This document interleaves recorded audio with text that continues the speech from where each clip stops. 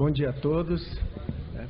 Peço a Deus, de forma muito honrada, que hoje seja um dia de vitória e bênção aos servidores do Poder Judiciário. Neste momento, convido os representantes da Comissão de Transposição, Acompanhamento e Transposição, Sua Excelência, Dr. Luciano Alves, membro da comissão, nossos companheiros sindicalistas e presidente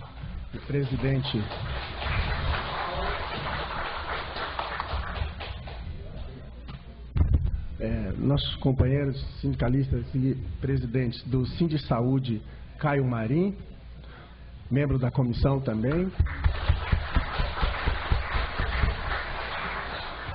Nosso companheiro de luta também, Jales, presidente do Sincepol, aqui conosco. Estaria também fazendo parte conosco aqui, membro da comissão, Anderson Pereira, mas ele está com a agenda com o presidente da Assembleia. Havendo tempo, ele estará conosco aqui ainda hoje, nesta manhã, porque o nosso tempo urge, né?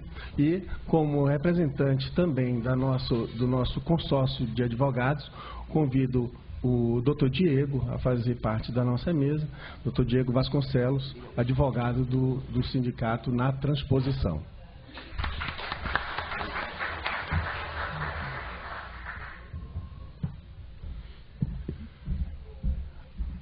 Senhores, sabemos que o tempo urge e vamos usar esse tempo com dinamismo. Afinal de contas, pela primeira vez em todo esse tempo em que a emenda constitucional está fazendo parte da nossa Constituição, desde novembro de 2009, nós temos aí a oportunidade de administração também estar buscando essa possibilidade de transpor os servidores do Poder Judiciário. Falo com veemência isso porque ao longo desse tempo temos sido preteridos e de uma forma que há uma dúbia interpretação na emenda e o tribunal não tomou nenhuma afinidade em termos de estar à frente. Nesse caso, vamos buscar aqui interagir da forma mais dinâmica possível, trazendo com objetividade os esclarecimentos que vocês tenham, dúvidas, e também transmitir o trabalho que está sendo realizado ao longo desses anos, tanto pela comissão, como pela comissão de acompanhamento da transposição, como também pelas nossas ações judiciais aqui. Começo concedendo a palavra a Sua Excelência, o Dr. Luciano Alves, para, como membro da comissão, possa estar dirimindo algumas questões das tratativas atuais da comissão. Bom dia, doutor Luciano. Bom dia a todos. É uma honra aqui para que nós aqui, faz parte bem. Alô? Está ouvindo? Também está presente aqui dois membros da comissão, o presidente do Sincepol e o presidente do Sinsaúde, Caio e o Jales, aqui o doutor Diego. Bom, isso aqui é um bate-papo informal, gente, né? Nós somos colegas, nós estamos no mesmo barco. Eu vou fazer aqui uma retrospectiva histórica do que aconteceu na transposição, porque existem muitas dúvidas e nós vamos falar sobre a parte administrativa. Como está sendo essa parte administrativa em Brasília, o que é a comissão, como funciona, porque eu recebo várias perguntas sobre isso, e a parte judicial que já está afeta, nós vamos deixar para o doutor Diego falar, porque o doutor Diego está a par disso e nós não acompanhamos a parte judicial. Vamos falar da parte administrativa. Bom, a emenda constitucional de 2009, a emenda 60, traz em seu bojo a possibilidade de transposição. E dentre ela abrange vários aspectos, dentre eles ela diz o seguinte, que serão transpostos os servidores que forem contratados regularmente contratados nos quadros do Estado de Rondônia até a posse do primeiro governador eleito, 15 de março de 1987.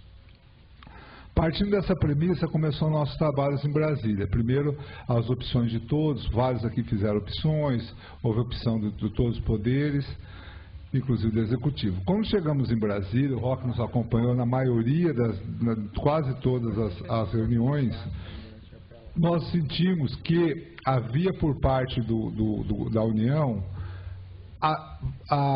o foco nos servidores do Executivo. Elas faziam uma interpretação que os servidores dos poderes não entrariam na transposição. Hipótese nenhuma, só que isso não nos era nos dito. Ela não cozinhava em banho-maria, até que nós descobrimos que havia já um parecer da AGU retirando a possibilidade dos servidores dos poderes e das instituições como Ministério Público e Tribunal de Contas de fazerem parte da transposição. Isso nós descobrimos um ano depois que o parecer foi dado, porque o parecer foi mantido às 7 chaves.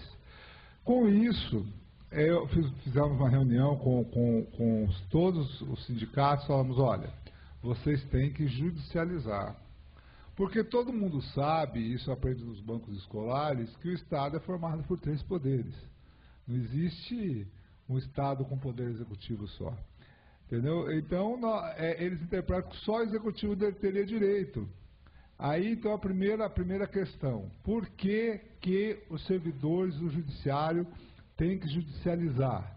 Porque a AGU deu uma interpretação restritiva ao que dispõe a Constituição Federal, que diz o seguinte, os servidores contratados até 15 de março de 87, nos quadros do Estado de Rondônia, não nos quadros do Executivo. Então, uma interpretação errônea, completamente restringindo o direito que foi dado na Constituição Federal. Então, aí vocês mesmos interpretam que todos aqueles que foram contratados por os 2 outros poderes, Poder Legislativo, Poder Judiciário, como pelas instituições, Tribunal de Contas e Ministério Público, têm o direito à transposição. Então, aí, com essa posição, nós reunimos com os sindicatos à época e cada sindicato constitui sua banca de advogados e foi para a Justiça batalhar isso aí. Então, a primeira pergunta, por que o meu não saiu e já está saindo do Executivo? Porque o Executivo interpretou que os poderes não podem fazer parte, só o Executivo. Ok, partamos desse princípio. Então, aí foi judicializado essas ações. Então, como vai ser na comissão de transposição o processo de vocês? Indeferidos. Indeferidos. Aí, com a judicialização, que depois o doutor Diego vai explicar melhor essa posição, porque ele é o advogado do sindicato, estão obtendo decisões favoráveis no judiciário. Não só até 87, os pagadores.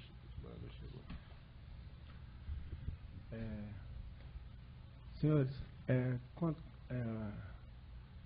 desembargador Isaías, vice-presidente do Tribunal de Justiça, que está também recepcionando a todos, pode se fazer presente e compor a mesa conosco, Excelência.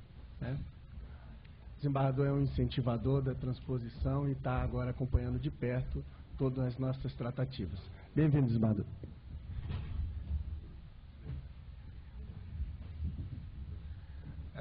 Então, já vamos aí, vou partir então dessa premissa que tem que se judicializar. Como funciona a comissão? Como funciona, inclusive, esse processo judicializado? Algumas demandas, como é o caso da saúde, o caso das policiais e também do Sintero, obtiveram, através de judicialização, obtiveram a antecipação de tutela, que nada mais é que o cumprimento imediato da decisão, né? É uma medida cautelar que antecipa o resultado dos efeitos do resultado da sentença.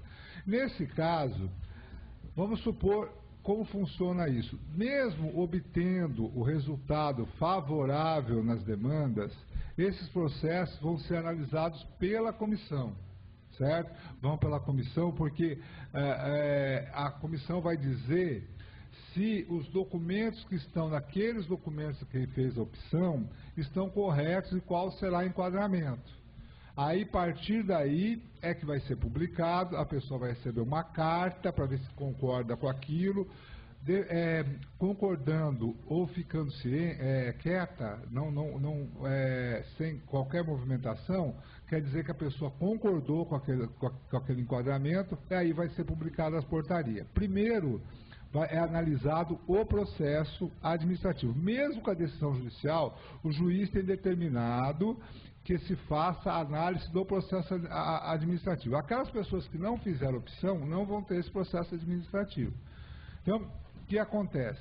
Recebe o processo administrativo, faz a análise do processo administrativo, a comissão faz a análise, depois notifica através de AR essas pessoas que receberam esse AR vão ver se concordam ou não. Se concordarem, aí eles são enquadrados e o último ato é a publicação da portaria para ir para o Diário Oficial. Certo? Tanto na parte administrativa funciona assim, como a parte judicial tem determinado que se faça esse procedimento. As pessoas não vão entrar na folha diretamente. Na verdade, o juiz determina que se analise processo a processo. Aí essa determinação, ele defere o pedido, que a pessoa deverá ser enquadrada, mas que deverá submeter a análise dos documentos para ver aonde ela vai ser enquadrada. Essa decisão nós tivemos já no Sintério, que houve um cumprimento de aposentados. Outra coisa, aposentado tem direito? A União diz que não. Nem do Executivo, nem do Legislativo, que aposentado não tem direito. Não tem direito. Tá, e aí? Então o aposentado tem uma bola de cristal, foi contratado lá, cumpriu todas as determinações, aí teve um problema de saúde, precisou se aposentar e não tem direito. Outro absurdo. Estou simplificando. Então, na verdade, o aposentado tem ganho a direito sim. Já temos no Estado 670 aposentados enquadrados, já saindo em portaria para ir para a Folha. Tá? Então, o aposentado que cumpriu a determinação. Falando dessa regra constante na emenda constitucional, vamos passar por uma coisa que tem nos preocupado muito e aí é outro problema que depois o doutor Diego vai explicar da parte judicial. E as pessoas contratadas depois de 15 de março de 87? Essas pessoas contratadas depois de 15 de março de 87, há uma tese que o Estado foi mantido por 10 anos. Isso é constante na lei complementar 41, salvo engano, que determinava que acho que o artigo 36 determinava que o Estado, obrigado, doutor Diego, que o Estado mantivesse essas pessoas. Então, baseado nessa legislação, o artigo 36 também está recepcionado no caput da emenda constitucional. Baseado nessa legislação, já existem decisões judiciais para abarcar as pessoas contratadas de 87 a 91. Por que até 91 e por que não vai até 2000? Porque eram 10 anos da criação do Estado. O Estado foi criado em 81. Contados 10 anos, nós temos até 91. Então, tem que provar que o Estado manteve e papapá. Essa é outra turma. Então, a primeira turma de 87 até 91 já tem decisões judiciais. Bom, e essas decisões judiciais? Aí o doutor Diego também, como falei, vai explicar melhor. Mas as decisões estão sendo cumpridas imediatamente? Não. Porque a União conseguiu derrubar algumas medidas cautelares em alguns sindicatos e não estão sendo cumpridas imediatamente. Poderá ocorrer, sem problema nenhum, mas agora não estão sendo cumpridas. Elas demanda judicial, ela é demorada porque demanda judicial é demorada mesmo, mas tem que se ter paciência e ter esperança que acontecerá, com certeza. Então é isso que eu tenho a dizer. Eu estou aqui para responder qualquer pergunta. Tanto o Caio como o Jales fazem parte dessa comissão. A comissão foi criada aqui no Estado, é uma comissão de acompanhamento. Nós deslocamos sempre para Brasília, quando necessário, para que possamos acompanhar os processos administrativos lá. O Roque foi convidado para compor essa comissão também, porque nós não tínhamos ninguém dos poderes, aí convidamos o Roque e convidamos o Charles, que é do Ministério Público, convidamos também o presidente do sindicato da Assembleia Legislativa, né? Mas ele não quis se fazer representar, mas o Roque tem acompanhado, a gente tem passado tudo para ele, o que está acontecendo. Então, eu estou aqui para responder qualquer pergunta que afeta essa parte administrativa, como funciona. Aqui é um bate-papo, só fiz um histórico do que está ocorrendo e estou aqui para responder qualquer pergunta. Tanto eu, como o Jales, como o Caio, estamos aptos a responder qualquer pergunta. A parte judicial eu não vou responder porque eu acho que o doutor Diego tem maiores elementos, eu não estou acompanhando a demanda, embora não esteja acompanhando focado, mas tenho informações, tenho conversado com o doutor Diego, sempre que o doutor Diego nos procurou, ele teve uma reunião muito importante com a doutora Neleide aqui, está batalhando para que isso aconteça. O sindicato está se dedicando não só na parte política representada pelo presidente, como na parte jurídica representada pelo escritório do doutor Diego, buscando o mais rápido possível as soluções e que chegamos a bom termo. Então, eu estou à disposição, aqui é um bate-papo, o que vocês quiserem, eu estou às ordens. Obrigado. Obrigado, doutor Luciano. Antes de nós passarmos a palavra ao nosso advogado, doutor Diego, eu gostaria de ouvir Sua Excelência o desembargador Isaías. Bom dia a todos. Eu peço desculpas pelo meu atraso, eu estava tendo que tomar uma decisão importante no gabinete e, em razão disso, cheguei um pouco atrasado. Eu gostaria de dar o meu abraço a todos os servidores, inclusive do interior, que estão nos assistindo nesse momento, e dizer a vocês que a administração está empenhada também nessa luta com todos os servidores e já havia entrado em contato com o doutor Luciano desde o ano passado, que nós estamos conversando, e antes inclusive da posse dessa administração, nós já havíamos conversado com o sindicato, e assim que nós assumimos, nós conversamos com o Roque e já pedimos para que ele providenciasse toda a documentação de todos os servidores, inclusive os aposentados, para que a gente adotasse as providências necessárias para fazermos todas as tratativas junto à União, para que os servidores do Poder Judiciário também fossem contemplados com a transposição. Então, essa é um benefício aos servidores e também ao Poder Judiciário, haja vista que a transposição que beneficiará os servidores também trará ao Poder Judiciário uma economia significativa, e essa economia nós também temos, logicamente, interesse, porque representará um alívio nas contas públicas e nós não podemos negar que isso há um interesse da administração. Então, e o benefício maior é para os servidores, porque, segundo o doutor Luciano, a transposição representará um aumento significativo na remuneração dos servidores. E isso, para nós, é importante, porque nessa etapa da vida em que os servidores se encontram, é importante a gente receber um aumento salarial, né? Ninguém acha ruim receber um aumento salarial, receber um incremento na sua remuneração nessa altura das nossas vidas. Então, o tribunal não medirá esforço para apoiá-los e, se necessário for, engrossará essa fileira e estará à disposição de ir a Brasília e ombrear com o doutor Luciano, com a PGE e com o sindicato, para que essa luta seja vencedora por todos vocês. Então, muito obrigado, e nós estaremos acompanhando sempre, estaremos juntos, e eu estarei à frente disso, com a vice-presidência estará à frente disso, e é isso aí. Muito obrigado e um abraço a todos os servidores do interior e a todos vocês. Obrigado, Excelência. Que boa participação, né, da instituição.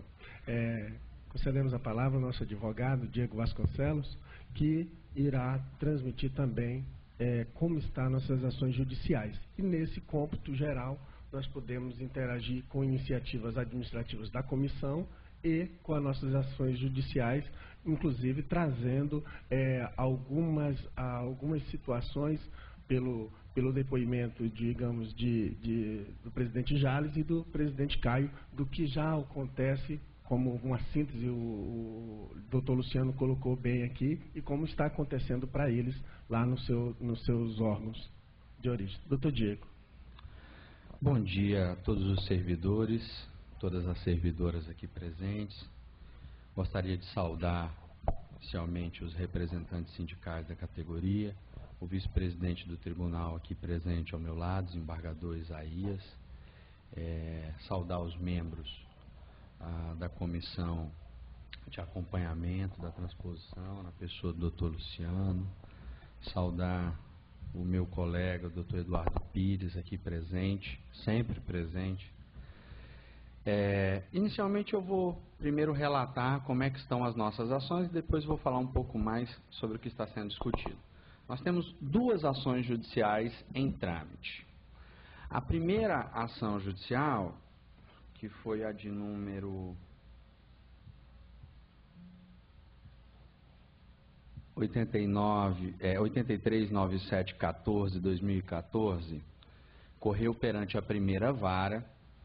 Ela tutelava o direito dos inativos. Essa ação foi julgada procedente, reconheceu, primeira grande vitória dela, o doutor Luciano falou um pouco já sobre isso, ela reconheceu o direito dos servidores do Poder Judiciário de opção para a transposição de que trata a Emenda Constitucional 60. A segunda é que ela delimitou um marco temporal de admissão desse servidor, 31 de dezembro de 1991, o que fez com base na nossa tese de que o Estado de Rondônia foi custeado entre 22 de dezembro de 1981 até 31 de dezembro de 1991 pela administração federal integralmente, distintamente de Roraima e Amapá, que foram custeados até 5 anos da sua criação integralmente e depois numa escala decrescente até zerar o custeio. Muito bem. E o artigo 89 do ADCT, com a redação dada pela Emenda Constitucional 60, dizia: os servidores alcançados pelos efeitos da Lei Complementar 36. Eu entendo, e realmente entendo, que isso significa, até porque participamos do processo legislativo, na época havia uma grande dificuldade de se aprovar o texto até 31 de dezembro por uma oposição do senador Mercadante, PT de São Paulo, e a senadora Fátima Cleide precisava de uma saída, né, que camuflasse isso dentro de uma redação. Então, numa reunião de corpo técnico, de Senado, Câmara, deputados, senadores, foi dizer: não, gente, vamos fazer o seguinte, não vamos dizer isso claramente, vamos fazer referência ao artigo 36, que fala do custeio dos servidores. O que nos pareceu uma boa ideia. A primeira vara federal entendeu que assistia à razão ao sindicato e julgou procedente essa ação em favor dos servidores inativos, o que também foi outra vitória, foi a terceira vitória dessa ação, porque entendia a AGU pelo parecer 7733, que, primeiro, os servidores dos poderes não eram alcançados. 2, o limite de admissão dos servidores para fruir do direito à opção era a posse do primeiro governador eleito, 15 de março de 1987, e mais, que os servidores inativos não tinham direito à opção, uma vez que constava expressamente nas razões de veto da Lei 12.249, veto do presidente da República à época, a menção de que inativos não são servidores. Então foram essas as 3 grandes vitórias. Essa ação foi julgada procedente, houve antecipação de tutela em sentença e começamos um diálogo com a comissão para exatamente que esses processos fossem julgados. A União, através da AGU, interpôs perante a presidência do Tribunal Regional Federal da Primeira Região uma suspensão de liminar ou antecipação de tutela, cuja sigla é SLAT, né, contra todas as sentenças, inclusive do Sindsaúde, né, Caio? Não foi contra do Poder Judiciário, contra todas as ações que julgaram procedente direitos de inativos e admitidos até 1991. Então, esse foi o cerne dessa suspensão de liminar ou antecipação de tutela. A liminar na SLAT foi deferida pelo presidente. Nós nos insurgimos por meio de agravo regimental e a União também entrou com embargos de declaração, que eu entendo incabíveis na espécie, por conta de jurisprudência do próprio Tribunal Regional Federal, para alegar que o presidente não fixou o marco final dessa suspensão. Eles entendem que só devem fazer a transposição após o trânsito em julgado dessas sentenças e eles arguem também a inconstitucionalidade formal da emenda constitucional 60. Esse é o retrato dessa primeira ação. A segunda ação é uma ação cujos fundamentos são muito semelhantes. Foi dada entrada horas depois, 1 hora depois, e ela foi distribuída para a segunda vara, por sorteio. Eu ia pedir um copo d'água, minha boca está muito seca. Tá. E quando a segunda vara começou a julgar os processos, eu chamei o Roque, falei, Roque, eu estou muito preocupado.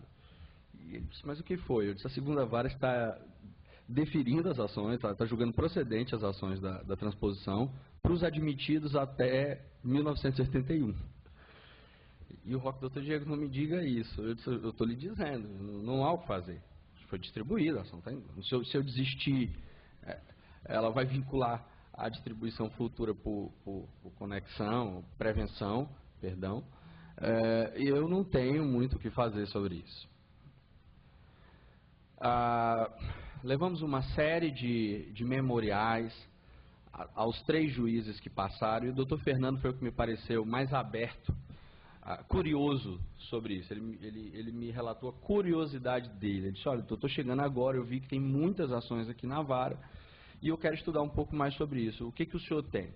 Eu também vou solicitar à AGU que me traga um memorial, se diga até mais do que se disse nas ações. Estudou esses memoriais, essas ações. A despeito de não ter julgado totalmente procedente a nossa ação, a sentença é muito bem redigida, um trabalho, a gente nota, a sentença nunca é pessoal, o juiz julga de acordo com as convicções dele sobre o direito. E uma sentença muito bem fundamentada. Nós tivemos uma vitória.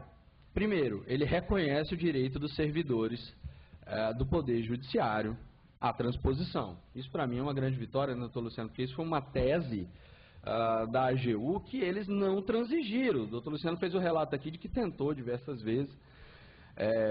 O que ele relata, eu, inclusive, lembro de um encontro nosso fortuito, não um encontro fortuito de provas, mas um encontro fortuito nosso, onde era feito o protocolo das ações da transposição, que, se eu não me engano, ali do lado da TV Record, próximo ao shopping, o senhor estava acompanhado já de algum sindicalista, havia algum movimento do Estado para colher rapidamente aqueles termos de opção e enviar. E havia uma preocupação real, porque a União se insurgia contra a transposição de quaisquer outros servidores que não fossem do Poder Executivo e de servidores que não estivessem ativos.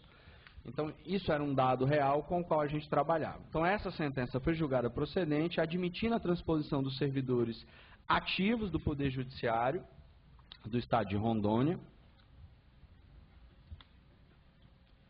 Contudo, limitando esse marco temporal até 1987.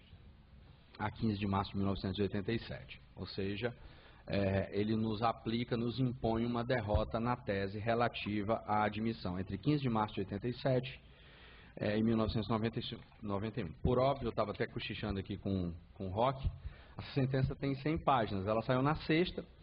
Na sexta mesmo eu tratei de ler a parte dispositiva e a conclusão dela, e hoje, quando fomos acessar o site do Tribunal Regional Federal, por portaria do TRF, até para adequar uma série de códigos, o site está fora do ar, os códigos que eles têm de movimentação ao novo CPC, o site está fora do ar e a sentença não está disponível para consulta, mas nós temos uma via dela aqui impressa.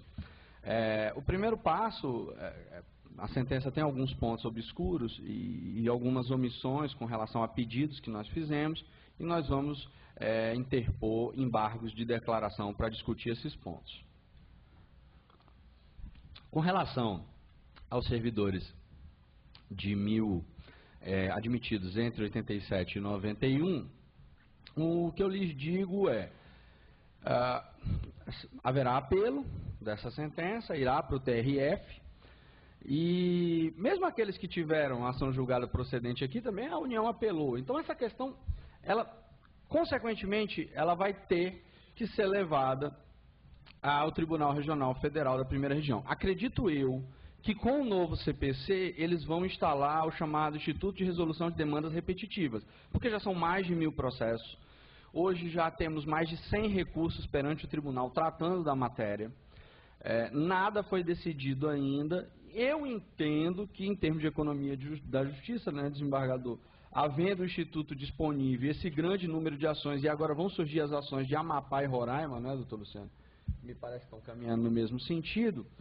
Acredito eu que isso seja solucionado por via do IRDR. Tá? O juiz também não julgou, na segunda vara, o pedido de antecipação de tutela.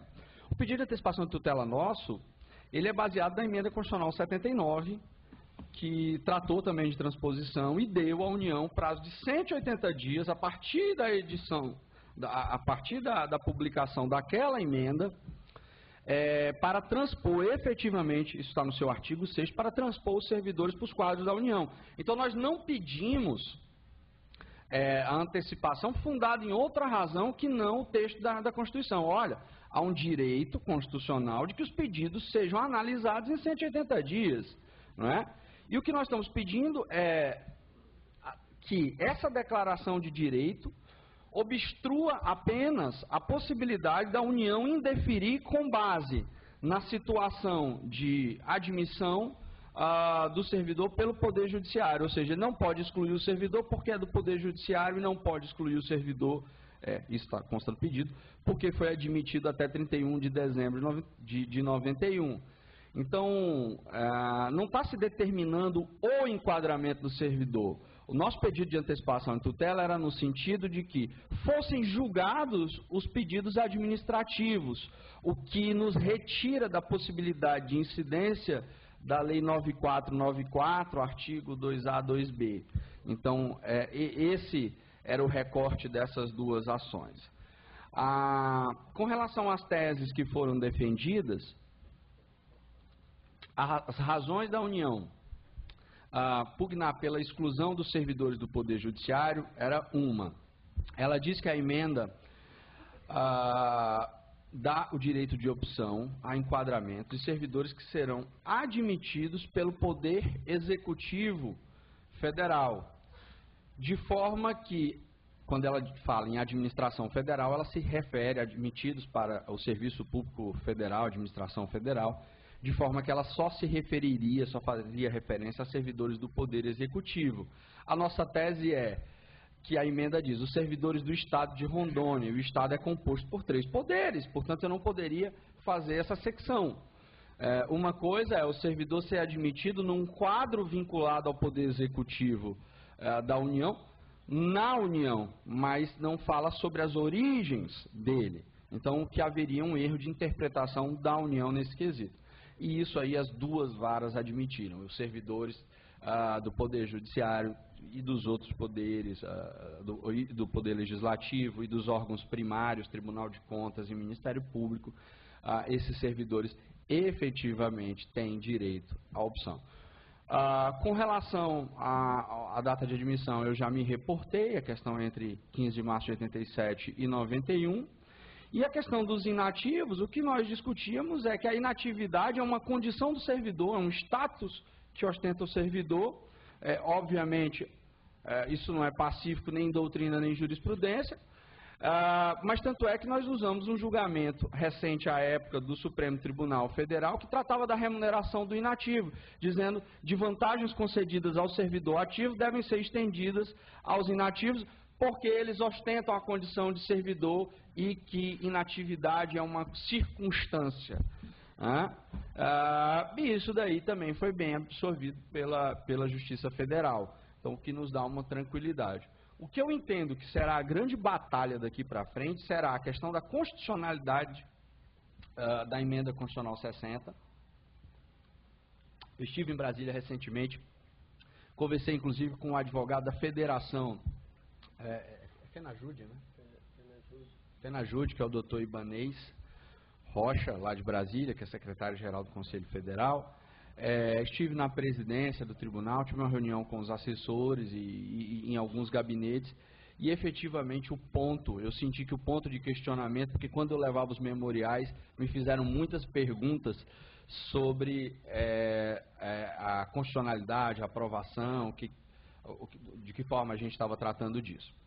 A tese da União de que estaria sendo mal ferido o artigo 61 da Constituição Federal, porque trataria a emenda constitucional 60 da criação de cargos e de despesas para a União.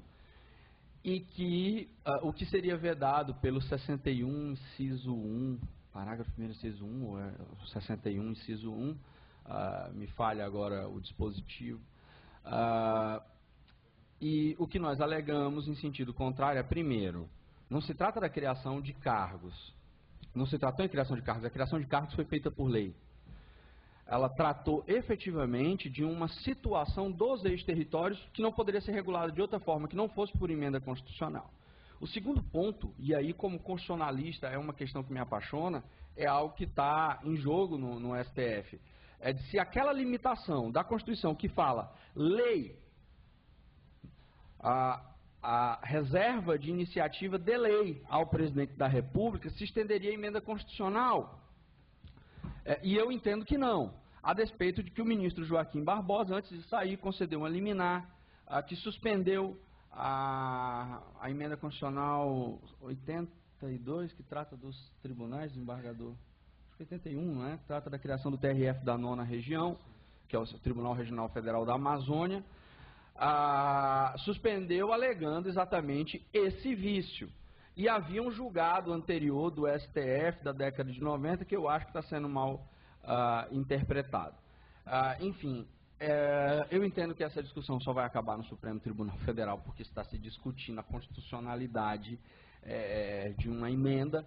Isso está pré-questionado, isso foi uma discussão debatida em primeira instância, isso consta da sentença, isso consta do recurso. Certamente essa questão será enfrentada, certamente, porque está debatida, será enfrentada no acordo, como força agora o 489 do novo CPC. Todas as questões aventadas têm que ser enfrentadas pelo juiz ou pelo órgão colegiado. E não vejo questões de direito federal, então não acredito sequer em recurso especial, acredito em recurso extraordinário. Então essa nossa questão só acaba no Supremo. Uma boa notícia, e aí eu não sei se foi só um gesto de simpatia, o doutor Luciano pode falar melhor sobre isso, eu acho que não, acho que foi sincero, é que dentro dos autos, eu acho que foi sincero por quem firma a peça, que é a doutora Flávia, que tem tido uma postura irretocável de retidão no trato e de empenho com a transposição. Ela disse o seguinte: a despeito de estar suspensa, nós vamos fazer a transposição sim dos servidores, talvez não com a velocidade esperada, talvez não nos volumes expectados pela parte contrária, mas nós vamos fazer sim, e juntou uma relação de processos que estariam lá prontos. A doutora Flávia, em contato comigo, solicitou, e eu já repassei isso até por e-mail para o presidente, que nós fizéssemos um censo dos servidores do Poder Judiciário com o nome, CPF e o número do processo administrativo e enviasse para ela. Porque, efetivamente, as condições que foram dadas, e aí não é culpa do órgão, né? As condições que foram dadas de trabalho para essa comissão, elas são muito precárias. Eles trabalham numa sala, com armários, enfim, o sistema é deficitário, e eles pediram para que nós informássemos quais são os processos, e eu acho que nós temos que fazer isso sim. O presidente já, inclusive, chamou as pessoas a apresentar esse termo, e agora falta isso ser formalizado e levado à comissão interministerial. Isso é necessário. Com relação aos servidores admitidos entre 87 e 91, eu poderia aqui dizer para os senhores, olha, vamos tomar um atalho, vamos propor ações individuais, porque aquelas que forem sorteadas e caírem na primeira vara, a primeira vara já tem decisão a respeito e certamente, caso preencha os requisitos, essa ação vai ser julgada procedente. Mas, por outro lado, a União vai recorrer e essa questão vai para o tribunal de toda maneira. Então, seria uma falsa celeridade, seria uma falsa facilidade. Eu não posso dizer isso para os senhores. Eu não me sinto confortável, ética e juridicamente, para lhes dar esse atalho. Eu acho que a solução agora é realmente aguardar. Eu tenho assim, a nítida certeza de que essa suspensão de segurança será julgada até outubro. A presidência do tribunal tem esse compromisso. Até outubro não significa que não possa ser julgada antes. E há um processo que está com o desembargador Jamil Rosa de Jesus, da primeira turma do TRF, que já está concluso desde o início de 2015, uma ação individual, e que certamente será o leading case para a transposição. Então, também tenho a certeza de que ele deve julgar isso em breve, né? A verdade também é que nós antes não tínhamos essa pressa de que o tribunal julgasse isso, até que houvesse um volume de sentenças e uma pacificação de alguns pontos das próprias varas aqui, porque haviam julgamentos extremamente desiguais entre as varas. Agora que há pontos comuns fixados por ambas as varas federais, eu acho até que o próprio tribunal tem mais elementos. Tem dois órgãos jurisdicionais distintos dizendo que servidores dos poderes têm direito. Dois órgãos jurisdicionais distintos dizendo que inativos têm esse mesmo direito.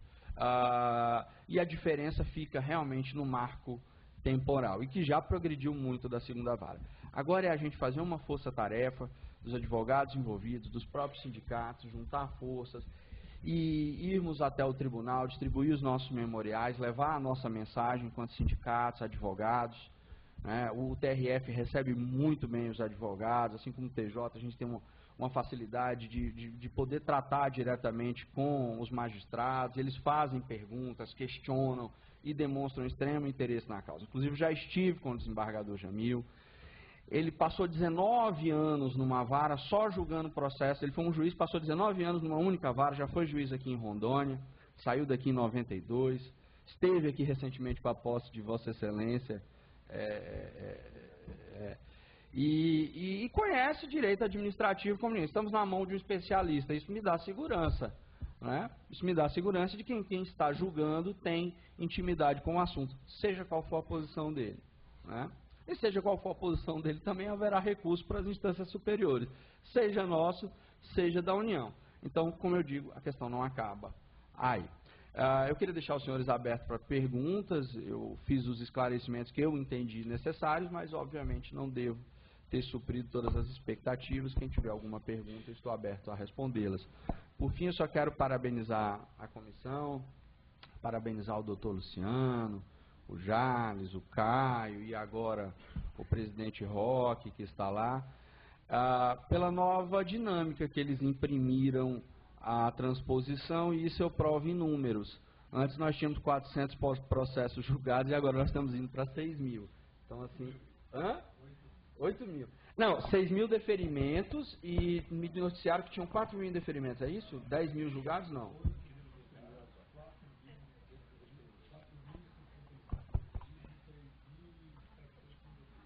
Tá. Eu reportei apenas uma informação que foi juntada na apelação agora do Simpec e deu conta de 10 mil processos, sendo 6 mil, 8 mil. 4.005 deferidos e 3.700 indeferidos. Excelente número. Esclarecendo que os indeferidos são processos de 87 a 91. Não é por outro motivo a não ser esse.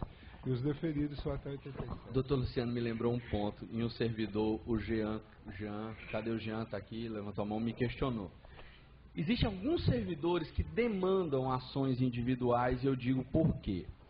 Primeiro, alguns servidores receberam em sua casa, antes do julgamento dessa ação, e ela só alcançou o pessoal até 87, geralmente os admitidos aí sim, os admitidos entre 87 e 91, que tiveram seus processos administrativos indeferidos, certo? Ou aqueles que têm situações específicas, o sujeito entrou aqui em 1982 como professor, aí fez um concurso, virou policial, aí depois fez outro concurso, veio para o Tribunal de Justiça.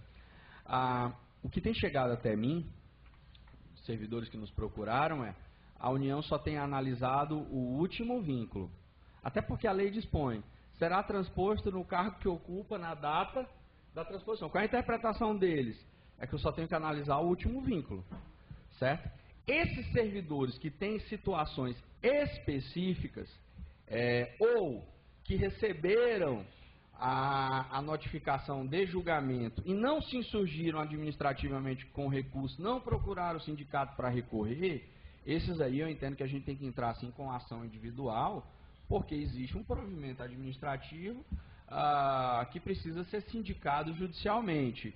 E os outros que têm essas circunstâncias muito próprias, muito assimesmadas, eles precisam de uma ação específica para discutir esses pontos que não são discutidos numa ação genérica, ou são discutidos muito genericamente, não alcançam essas nuances, né? Lá na ação da primeira vara, o doutor Dimes esgotou todos esses pontos para os inativos. A peça inicial aqui é muito semelhante, os pedidos são muito semelhantes, mas o juiz não esgotou pelo contrário, ele superou essas questões.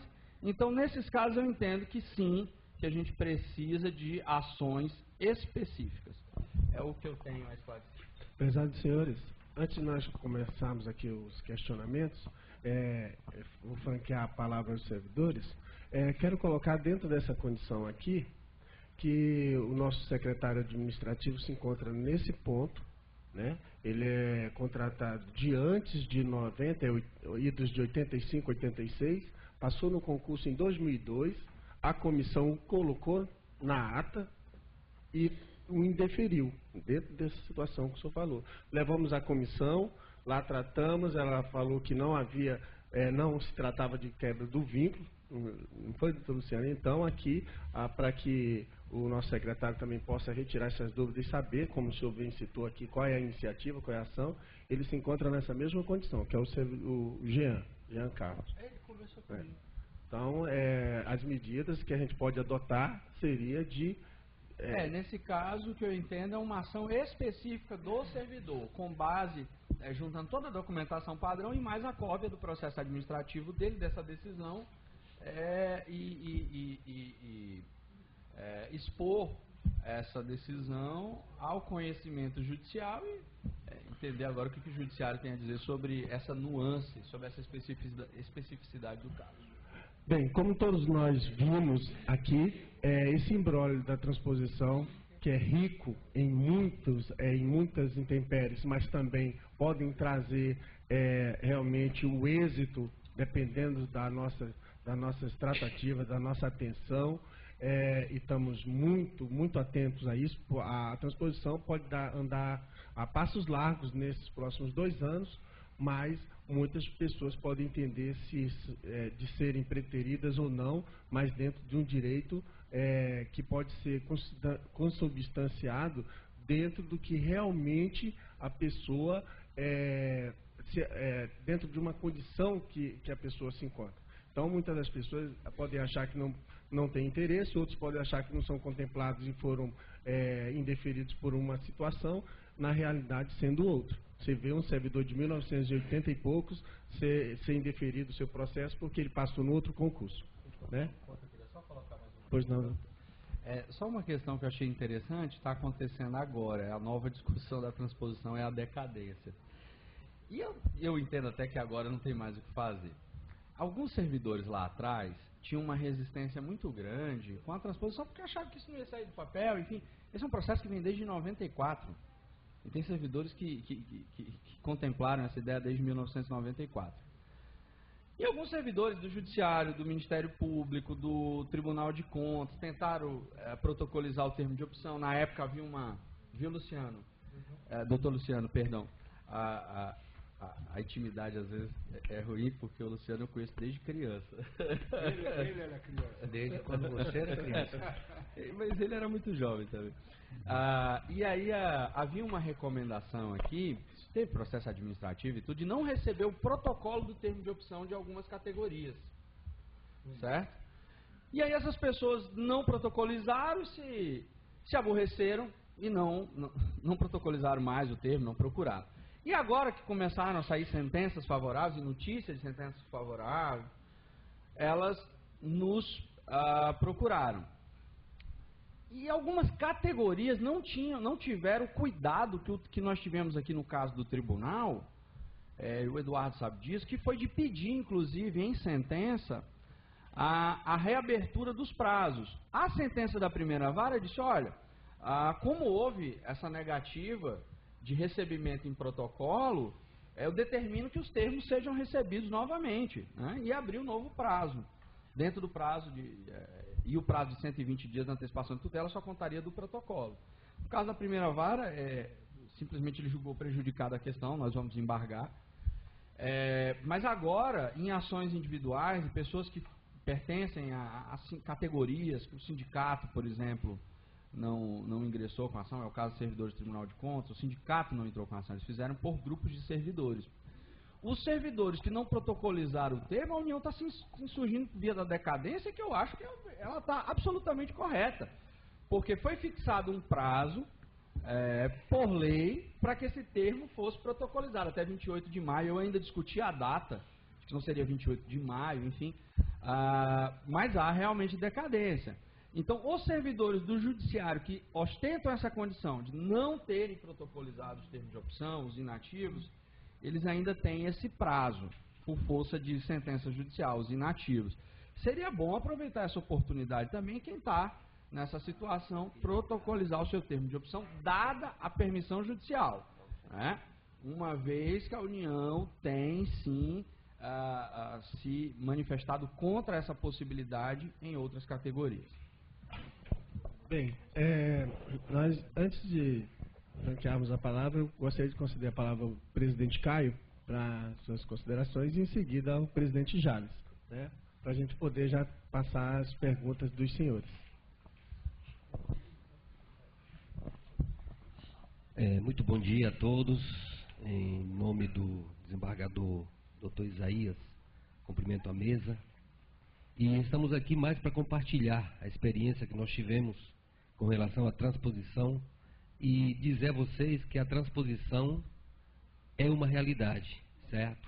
Pelo menos para o pessoal do Executivo, é uma realidade e foi uma caminhada muito longa, lutas dos sindicatos, alguns políticos que se sensibilizaram também com esse processo da transposição e foram viagens e mais viagens para Brasília e, graças a Deus, hoje em dia a transposição é uma realidade. Assim como o doutor Diego disse, mesmo que um processo lento na análise desses processos lá em Brasília, mas está acontecendo. Tanto é que já tem 8.000 processos analisados, 4.000 julgados procedentes e 3.000 indeferidos, certo? E isso foi uma luta conjunta dos sindicatos, da própria classe que esteve com a gente viajando em 2 oportunidades, com caravanas de 21 ônibus, passando 3 dias em Brasília, e isso, graças a Deus, hoje é uma realidade. O que isso vai favorecer o Estado?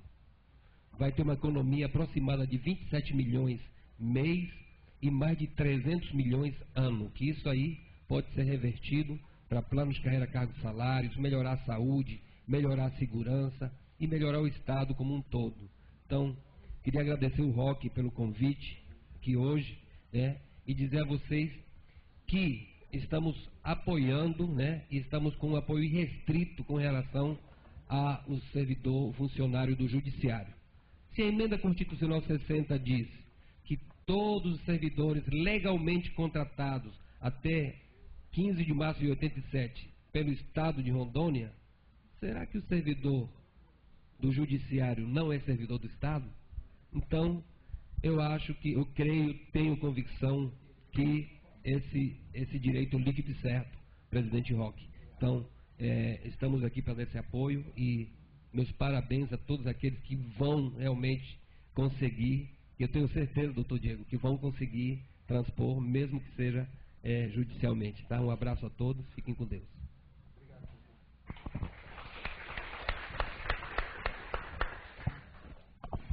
Primeiro eu quero parabenizar nosso companheiro Roque por essa iniciativa e dizer para vocês que quando você tem o governante do seu lado, no caso aqui a direção do Tribunal de Justiça, a presidência representada pelo vice-presidente, desembargador Isaías, quando você tem ele do lado do servidor, principalmente nessa questão da transposição, com certeza já é meio caminho andado. Nós tivemos essa briga no começo da transposição, porque o Executivo, o Governo do Estado, ele não estava dando a importância devida a essa situação da transposição, que todos são sabedores. Nós tínhamos pessoas dentro do Executivo que estavam torcendo para isso dar errado, certo? E graças a Deus, depois de muita luta, nós conseguimos trocar essas pessoas do Executivo que estavam atrapalhando a nossa sonhada transposição. Tá? Então, eu quero te parabenizar, Roque, por essa iniciativa, que com certeza é a primeira de muitas que virão, e todos os servidores têm que ficar atualizados do que está acontecendo. Agradecer também o desembargador Isaías, tá, por essa força aos servidores do Executivo.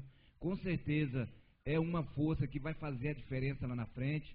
A doutor Diego, que está acompanhando aí o processo judicial do Sinju, tá? O doutor Luciano, que é o nosso chefe na comissão de transposição, tá? Que eu acho que é a pessoa mais conhecida do Estado hoje, é o doutor Luciano, que recebe umas 200 ligações por dia. Está conhecido em Roraima e Amapá também, já. Com certeza. E o nosso companheiro Caio, de luta também. E dizer para vocês que desde 2010, assim que nós assumimos o Sindicato da Polícia Civil, o Sincepol, nós acompanhamos essa luta, temos acompanhando essa luta. No começo, inclusive as nossas reuniões eram feitas lá no Sinju, lá na Buenos Aires. No começo nós tínhamos aproximadamente, para vocês terem uma ideia, de como movimentou o mundo sindical essa ação da transposição, que no começo nós éramos 32 sindicatos, tá, reunidos quase que mensalmente, desde 2010, desde a emenda condicional de 2009, acompanhando esse trabalho. A gente vê o pessoal, os funcionários públicos, os servidores terão direito a essa transposição, a reclamação é constante. E nós somos sabedores disso. Mas deixar claro para vocês, essa transposição está onde está hoje, foi briga dos sindicatos, principalmente dos sindicatos. Porque teve uma época que a classe política de Rondônia praticamente abandonou os sindicatos nessa luta pela transposição. Então, todos os companheiros que já passaram nessa luta sindical para a transposição, a gente tem que parabenizar, porque a luta é muito árdua, é muito chá de banco. Eu mesmo já fiz aproximadamente umas 40 viagens em Brasília. Tinha vezes que você chegava em Brasília, passava 2 dias, não conseguia falar com ninguém, não resolvia nada e tinha que voltar e repassar para vocês, os senhores servidores, o que realmente era essa enrolação da transposição. Graças a Deus, depois que trocou a comissão aqui de Rondônia, tá? Os dirigentes de Rondônia, e trocou também os dirigentes de Brasília, graças a Deus começou a fluir essa transposição. Do ano passado para cá, foi quando começou a fluir. Nós tínhamos, só para vocês terem uma ideia, todo mundo ouviu falar do doutor Geraldo Nicole, era o presidente da comissão de transposição. Aquele homem era só para enrolar nós, os servidores. Graças a Deus trocou, e agora a presidente da comissão é a doutora Neleide, e ela está dando realmente um andamento certo que é para dar na transposição. Tá? Então, desde 2010, nós acompanhamos isso. Tá? Desde 2010, então, nós podemos falar para vocês com toda sinceridade que agora, até que enfim, realmente está andando. Como foi dito, nós temos 8.000 processos, 4.000 deferidos, e a última informação que nós tivemos da administração agora é que no Executivo, até agosto, mais 1.200 servidores serão transpostos. Nós já tivemos 400, até agosto mais 1.200 serão transpostos. Ou seja, é uma realidade, como o nosso companheiro Caio falou, é uma realidade. E dizer para vocês também que quando coloca uma nota na internet, alguma coisa aí, falar porque Amapá, Roraima, não sei o que. Não está não. Amapá e Roraima estão engateando. Tudo que Amapá e Roraima tem, foi nós que passamos a ele as informações. Então, como a gente tem um pouquinho mais de experiência, agora Amapá e Roraima está entrando nos eixos também. Tá? E, com relação ao nosso sindicato, ao Sincepol, nós temos 5 ações em andamento de transposição. Lembrando que as nossas ações, elas foram impetradas, todas elas, em 2013. Ou seja, agora em julho, estaremos já com as nossas ações em andamento há 3 anos. Algumas já estão no TRF, e outras estão por aqui ainda. Nós temos ações, tá, que de 87 a 91, tá, nós fizemos ações separadas de 87 a 91, fizemos aquelas ações, como foi dito aqui, aqueles servidores que tinham um cargo e depois mudou de função, nós temos uma ação para esses também, uma ação para os aposentados e pensionistas, nós temos, então, várias situações onde contempla todos os servidores da Polícia Civil estão contemplados nesses processos. Tá? E graças a Deus, mais de 70% dos policiais civis já foram contemplados com a transposição, tá? Contemplados com a transposição, e com certeza aí eles vão ter uma aposentadoria, porque todo mundo sabe que essa transposição está vindo aí para nós, servidores, todos, se não 99%, todos final de carreira já, tá? Todos já preparados para aposentar, inclusive eu aconselho, tá? Em nome do meu sindicato, que lá nós temos muita gente que passou 5, 6 anos e nessa luta e vai transpor e não quer transpor enquanto não sair a aposentadoria. Eu falo para vocês, eu acho perca de tempo a pessoa ficar se sacrificando, principalmente eu falo para vocês, no trabalho policial, é muito sacrifício para a pessoa passar 5, 6 anos após o seu tempo adquirido para aposentadoria, ficar trabalhando, esperando a transposição. Então a transposição, como disse o doutor Diego, como disse o doutor Luciano, ela virá tanto para os ativos como para os inativos. Então a preocupação nossa, nesse caso, eu acho que não pode existir. Então, eu quero parabenizar nosso companheiro Roque mais uma vez, tá? Essa luta aí que começou lá desde 2009, depois da emenda, e parabenizar todos vocês, e com certeza, para nós, servidores do Executivo, a entrada do Sinju, do Judiciário, nessa luta junto com a gente, com certeza, vem muito a somar, e quem vai ganhar com isso, não só nós, servidores do Executivo e do Judiciário, bem como o governo do Estado e a sociedade rondoniense, que vai ter, como o Caio falou, mais injeção de orçamento aí para as outras áreas sociais. Então eu quero agradecer a vocês, tá? Agradecer o companheiro Roque por esse convite, dizer para vocês que o Sincepol, o Sindicato da Polícia Civil, está aberto, tá? A qualquer informação que precisa, e eu tenho certeza que nós, servidores do Estado, que vamos ganhar com isso. Muito obrigado.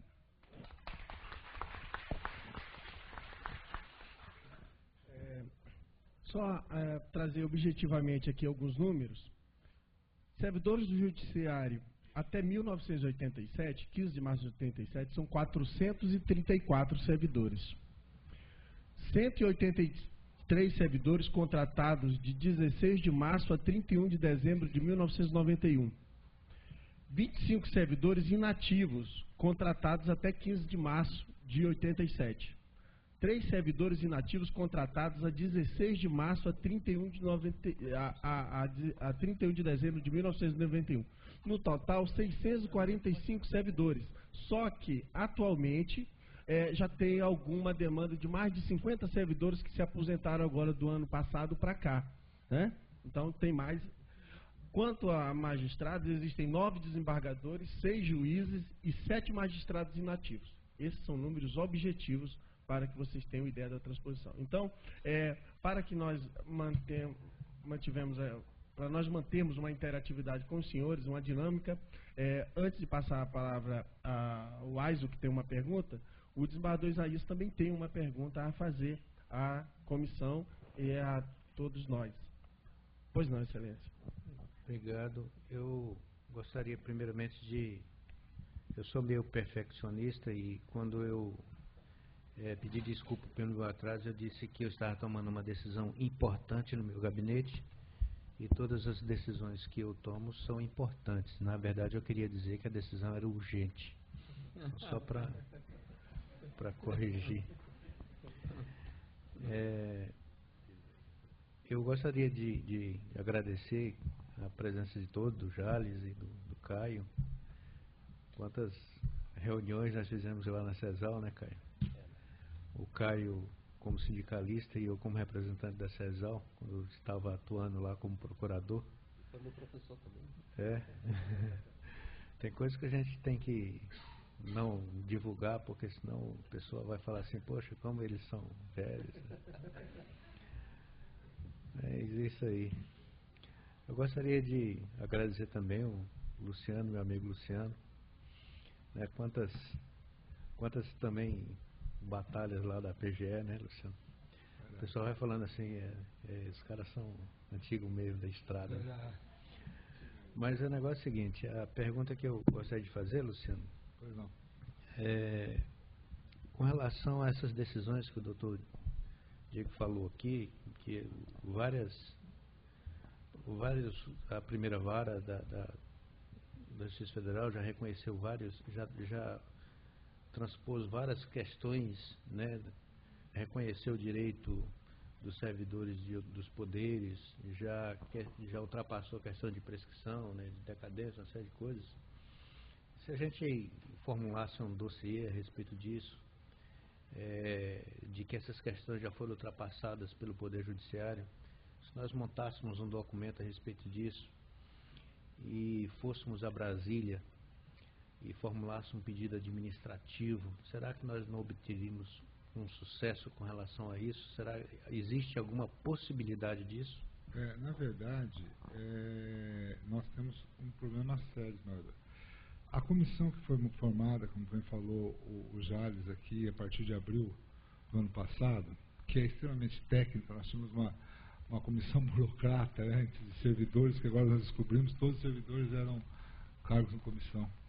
Agora nós temos a comissão chefiada por 2 advogadas da AGU. Elas têm o condão só de fazer o enquadramento. O poder delas não passa disso. Então, o que significa? A parte judicial, elas não cuidam. Quem cuida da parte judicial é a AGU. Então, o que acontece? Aqui, se o senhor for procurador de Estado, elas estão restritas, evidentemente, o que diz a lei. Elas falam até 87. Então, elas não passam disso. Eu até vou responder o Jean, né? Eu não conheço o Jean, mas está aqui o Jean. O pessoal agora já sei quem é. Jean, na sua colocação, não é que houve um rompimento de vínculo. Essa é uma explicação que não é que houve um rompimento de vínculo. Rompimento de vínculo não, porque você não ficou nem um dia fora. O empregador continua sendo o mesmo. Mas não é no rompimento de vínculo na sua essência. É sobre a responsabilidade da União. A União fixou uma data que ela é responsável. 15 de março de 87. Então eu sou responsável até aí. Depois disso, você fez outro concurso, mesmo para o Estado, eu não sou mais responsável. A responsabilidade encerra em 15, certo? Então essa é a visão que eles têm. Então, mesmo que a gente leve desembargador, eles não vão mudar. Não, mas assim, eles não... Será que eles não estariam abertos, a gente mostrando para eles que o Poder Judiciário, no âmbito da esfera federal, já reconheceu o direito já está reconhecido, que os servidores dos poderes judiciário, do Poder Legislativo, a Justiça já reconheceu esse direito. Será que administrativamente eles não poderiam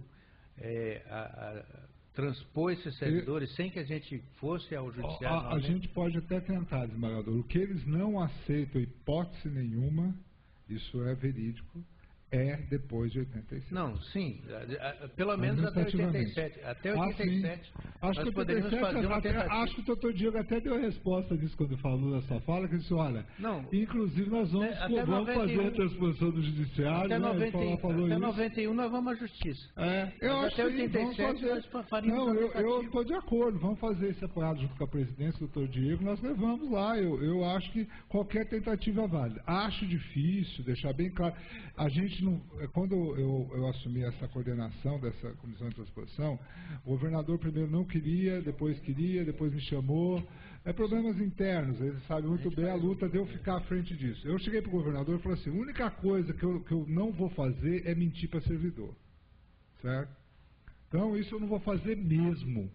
Então, o que eu estou deixando bem claro é o seguinte, até 87 há essa possibilidade de fazer esse trabalho, existe. 87 não se iludam. Depois de 87 não se iludam. É judicial. Olha, a suspensão, eu vou falar como que é isso, pelo seguinte. Por exemplo, o doutor Diego ganhou uma demanda com antecipação de tutela para os inativos, até 91. O Sintero ganhou a mesma demanda para os inativos até 87. 670 pessoas foram transpostas, eles não recorreram. Então, o problema deles é a data, desembargador. Então, doutor Luciano, nós poderíamos fazer, o doutor Diego nos municia com essas ações vencedoras até 87, e nós vamos a Brasília. Sem dúvida. E tentarmos pegar os nossos servidores até 87 e tentarmos que eles administrativamente reconheçam esse direito. Sim, sem dúvida, eu acho que isso é possível. Eu queria até contribuir, eu achei excelente a ideia do desembargador, assim, a ideia parcimoniosa, pacificação, de os pontos de convergência já solucionarmos, porque vai ao encontro do que a doutora Neneide já tinha nos solicitado, a relação dos servidores. Eu vejo que o tribunal tem todo esse estudo. Então, com relação ao judiciário, me parece que eles já se resignaram nesse ponto, porque já peticionaram uma peça dizendo, olha, nós vamos fazer. E você tem essa decisão até 87 também agora, né? E agora nós temos duas decisões. Então, assim, vamos pegar o ponto comum, 87, Poder Judiciário, e fazer. Se eles se insurgirem com relação a inativos, que me parece que inativos também é um assunto doloroso, para a AGU. Não, para a doutora Neneide, para a AGU. Os inativos não. Os inativos até 87, Diego, foram transpostos 670 sem recurso. Então, agora do Sintero. Para a gente agilizar a conversa, não querendo interromper e já interrompendo, para a gente agilizar a conversa, todos os servidores até 87 nos passa a opção, né? O número da opção que já fizeram, né? Sim, a opção toda a documentação, e a gente vai a Brasília, nós vamos a Brasília. Vem ao encontro do que prega o novo CPC, né? Da conciliação. Não importa o grau, mas então está resolvida essa questão, nós vamos fazer essa tentativa em Brasília. Excelência, é isso mesmo. Para vocês verem que isso é muito importante. Isso aqui é um passo muito grande, porque esse reconhecimento de nós conseguirmos junto à comissão, que ela já coloque os servidores lá junto nas atas, né, publicações, como a gente vê aí números, milhares, né, de nomes que vão ser publicados agora, mais de 3.700 números, então para nós é importante. O Aiso está ansioso ali, mas só um minuto, Aiso. Eu quero trazer uma comunicação aos senhores. Aproveitar aqueles servidores detentores de gratificação de quintos, que são diversos processos, nos mais diversos âmbitos, tanto no segundo grau como decisões em instância superior, de que amanhã às 9 horas nós teremos uma reunião aqui neste mesmo local, certo? Para transmitir todas essas questões da ação de quintos, da gratificação de quintos, tá bom? Amanhã às 9 horas aqui com os servidores. Muitas ações estão sendo reconhecidas, decisões têm vindo ao tribunal para cumprimento e a gente quer trazer essas informações de como é que estão também essas situações. Por gentileza, Ais, me desculpe a demora, mas é muito assunto e eu tenho certeza que muitas pessoas têm muito o que perguntar também, apesar de todos esses esclarecimentos aqui. Pois não, Ais, bom dia. Bom dia a todos, meu nome é Clodoaldo Aizo. A minha dúvida é o seguinte, eu fiz concurso em 1983, tomei posse em 84 como técnico judiciário, aí passei para técnico judiciário nível superior e hoje eu sou analista por força de lei. Eu gostaria de saber o seguinte, a minha situação vai regredir para 87 em termos salariais, qual a lei que vai ser aplicada? Durante todos esses anos que nós ficamos mais de 20 anos longe da União sem receber, eu gostaria de saber qual lei que vai ser aplicada para que eu possa ser enquadrado, você está entendendo? E gostaria de saber também se eu vou levar as minhas vantagens pessoais, que pelos meus méritos eu consegui, sabe, as várias gratificações que eu consegui. Eu gostaria de saber, vai ter alguém que vai dar um parecer, a comissão daqui de Rondônia vai dar um parecer no meu processo, fazendo essas indicações a respeito até do padrão que eu vou ser enquadrado lá na esfera federal. Bom, primeiro, bom dia. A comissão não dá parecer aqui. A comissão é só de apoio à Comissão de Brasília. Nós não praticamos qualquer ato.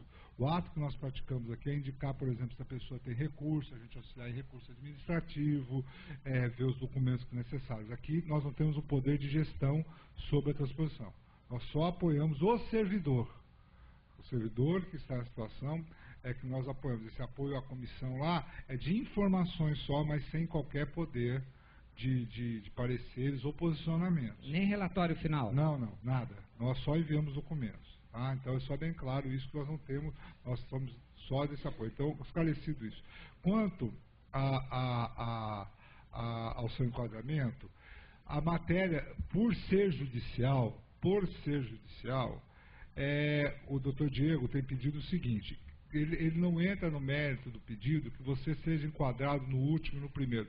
Na verdade, ele pede, e isso tem sido feito, para que haja o julgamento do seu processo na comissão. A comissão vai dizer onde você vai encaixar, certo? Como funciona? Você vai entender. Ela vai fazer uma análise. Se você for contratado num cargo, esse cargo teve uma mudança de nomenclatura, ou qualquer coisa assim que você não tenha feito um outro concurso, ou que não tenha sido mudado de carreira depois de 88, de forma que não concurso público, eu não estou falando aqui de modo geral, porque eu não sei qual é a sua situação. Ela vai encarar todos esses casos. Estou falando aqui, por exemplo, do caso do Caio. O Caio foi contratado em 86 como agente administrativo, um exemplo. Aí, em 88, houve um concurso interno, só de mudança de regime, que é o concurso famoso do Morimoto. O Caio prestou, que era obrigado a prestar, e foi mudança de regime. Essa mudança de regime, ela tem aceito normalmente, de seletista para estatutário. Ou leis próprias, que aqui fizeram, por exemplo, de promoções, ela tem aceito a lei do Estado, certo? Mas vão ser analisados lá. Como funciona isso para você não ter nenhum temor que vão fazer de você sem que você seja consultado? É o que eu falei no começo. Doutor Diego, entra com a ação, foi deferida. Seu processo vai ser julgado. Vai chegar lá na comissão, vou pegar teu nome lá, viu o seu processo, vamos enquadrá-lo no cargo X. Beleza? Eles devolvem para você uma carta dizendo que foi deferido você no processo X. Se você não concordar, você tem 10 dias para recorrer desse enquadramento. Daí sim você apresenta teu relatório, teus documentos, o que for. Aí eles julgarão esse teu recurso. Se você concordar, falar, não, fui enquadrado certo, você pode ou ficar quieto, esperar esse trâmite legal que volte o AR e tal, ou fazer um termo de declaração que concorda. Qual é a vantagem desse termo de declaração? É que você se adianta àquelas pessoas que esperam o AR voltar. Quem vai esperar o AR voltar, você sabe, nosso correio aqui é 3, 4 meses. É o problema que nós estamos tendo da portaria. Então tem pessoas que recebeu, por exemplo, vocês imaginarem, recebeu a cartinha, olha aqui uma data hipotética, em maio, a comissão começou a funcionar em abril, e em junho ela recebeu a cartinha dela. Ela falou, a cartinha diz isso, caso você concorde, fique quieto, tal. Aí a pessoa falou, eu vou ficar quieto. Aí ela recebeu a carta, aí tem que esperar o AR chegar lá, a pessoa tem que esperar mais 10 dias, lá até que, passado o prazo legal, a moça falou, bom, a comissão acha que eles concordaram. Agora, eu recebi a minha carta em junho, ela recebeu em maio, eu recebi a minha em julho. Só que eu fui lá e concordei. E nós mandamos por e-mail. Aí chegou lá e falou, esse aqui já concordou, aquele ainda está no prazo. Então, essas pessoas vão antes para a portaria, embora tenha saído em atas posteriores. Deu para vocês entenderem? Porque depende da concordância. Uma é concordância tácita, que eu fico quieto e espero os trâmites legais. O outro é concordância expressa, onde eu expresso a minha concordância e assino o documento. No teu caso, todos os processos, gente, serão julgados. O doutor Diego tem entrado com a demanda, os sindicatos têm entrado com a demanda, não é para enquadrar o José dos Anzóis Pereira no cargo X. É para que a comissão julgue imediatamente os processos. Quando sai a sentença, quer dizer o seguinte, que você... Passando aquelas restrições tal. Todas as restrições são afastadas. Eles deferem o pedido, por dizer assim, você tem direito à transposição. Beleza, sem qualquer restrição. Desde que se submeta às regras da transposição, que é o julgamento da comissão, para saber qual cargo que vocês vão. É isso aí. Nem podia ser diferente, porque daí você estaria infringindo, entrando num ato administrativo para cumprimento de uma sentença. Então não é assim. Não pode você falar assim, ó, eu quero entrar no cargo X e o juiz determinar que o seu cargo é aquele, até porque ele não tem como fazer isso, sem analisar os processos. E, Luciano, me permita, nas sentenças que foram julgadas, só um ponto que a gente foi além, a única que não contempla essa situação é da segunda vara, nós pedimos o regime do servidor pela Lei 11.000, que ele seja enquadrado de acordo com a Lei 11.416, cumulada com a 12.800, entendeu? Que a 12.800 seja apenas para sanar as omissões. A primeira vara concedeu em todas as ações. A segunda vara remete à Lei 12.800. Então, é o máximo que essas ações da transposição chegam. Com relação à insatisfação com o eventual enquadramento, olha, doutor, não estão... A sentença garantiu também transpor com todos os direitos e vantagens inerentes ao cargo que ocupa, né? Mas existe um ato administrativo futuro que não é contemplado em sentença. Então, uma insatisfação, uma inconformidade pode dar origem a uma outra ação, a uma outra discussão, a ser discutida até em saída de mandado de segurança, que isso é uma questão objetiva. Enquadramento é questão objetiva. Ou você tem o direito, ou você não tem, né? E vai depender do regime jurídico a ser aplicado, mas a gente não entra nessa nuance. A não ser que seja uma ação, por exemplo, lá o Jean, né? O Jean já teve processo dele indeferido, e o Jean, eu posso entrar com uma ação especificamente dele, um pouco além, discutir o tempo de serviço que ele tem, mas ele ainda demanda um ato administrativo futuro, não podemos nos furtar esse ato da administração, né? Então ainda haverá um ato futuro e eventual erro nesse ato pode ser controlado pelo Poder Judiciário.